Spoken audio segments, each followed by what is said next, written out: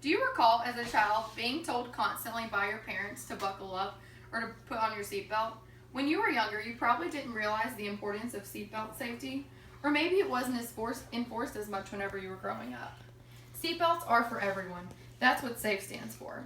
Is it a habit for you to put your seatbelt on, or do you put it on just because of the dinging sound in your car that won't go off until you do?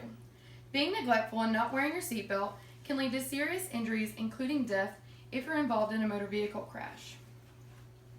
Seatbelts can cause injury if anything malfunctions, but that is not likely to happen, and if they cause more harm than good, then it would not be required by the law. Did you know motor vehicle crashes are one of the leading causes of death among people in the United States between the ages of 1 and 54?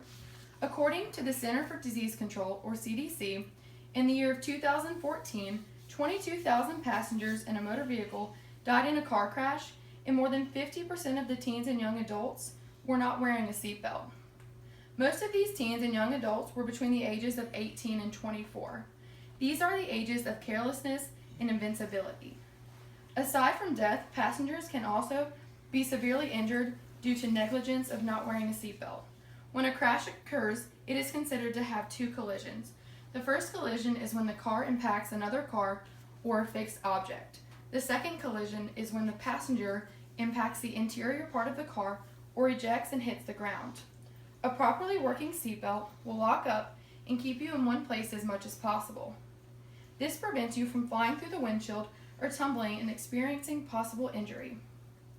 A seatbelt is designed to prevent or reduce the injury from the second collision. If you are not wearing a seatbelt, you risk being jerked, thrown, or slammed around, and the chances of you walking away without injury is not likely. With this, the cost of medical expenses can be astronomical. Research shows that non-fatal injuries resulted in nearly $45 million in medical expenses and lost work cost. While it is very important to wear a seatbelt, there are also some negatives that come along with wearing it. For example, a faulty seatbelt contributed to the death of NASCAR legend Dale Earnhardt. A manufacturer error or even a loose seatbelt can cause a malfunction. If the seatbelt is found loose after a traffic incident, it is more than likely considered defective. This malfunction is very similar to the cause of death of Dale Earnhardt. His seatbelt snapped, which caused him to hit his head, which caused his death. Nissan, Mercedes, Lexus, Jeep, Chevy, and Dodge have experienced an immense amount of recalls due to technical difficulties and design flaws, which have caused injuries and some deaths. Chrysler is a well-known manufacturer and has contributed to more than 14 million recalls due to design flaws and seatbelts malfunction. According to CarTalk.com, in a blog post titled Testing a Seatbelt for Effectiveness, there are basically two types of seatbelt mechanics. The older type is the centrifugal, which is found in most older model cars. The more modern cars use a system with a pendulum effect. It is possible to do a regular self-check on your seatbelt. The centrifugal system senses how hard the belt is being pulled. The impact of the crash would thrust your body forward, causing the seatbelt to lock and hold you in place. You can check this by simply yanking on the belt to see if your seatbelt will lock. Some are more sensitive and you may have to pull a little harder. With the pendulum, it works exactly like Newton's law of motion. When you're braking, your car slows down and the pendulum swings forward, causing the seatbelt to lock. In order to test this system, you should simulate an emergency situation. If your car is at a standstill, pulling on the seatbelt will not cause it to lock. You can do this simulation by going 10 miles an hour and slamming on brakes. Disclaimer, do not try this if you are not an experienced driver.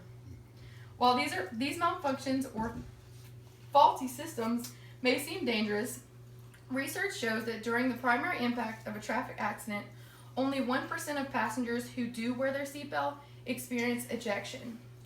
Like any other mechanical system, mistakes can be made, but test your seatbelt, take it to a mechanic, or have someone else with more experience ensure that it's working properly.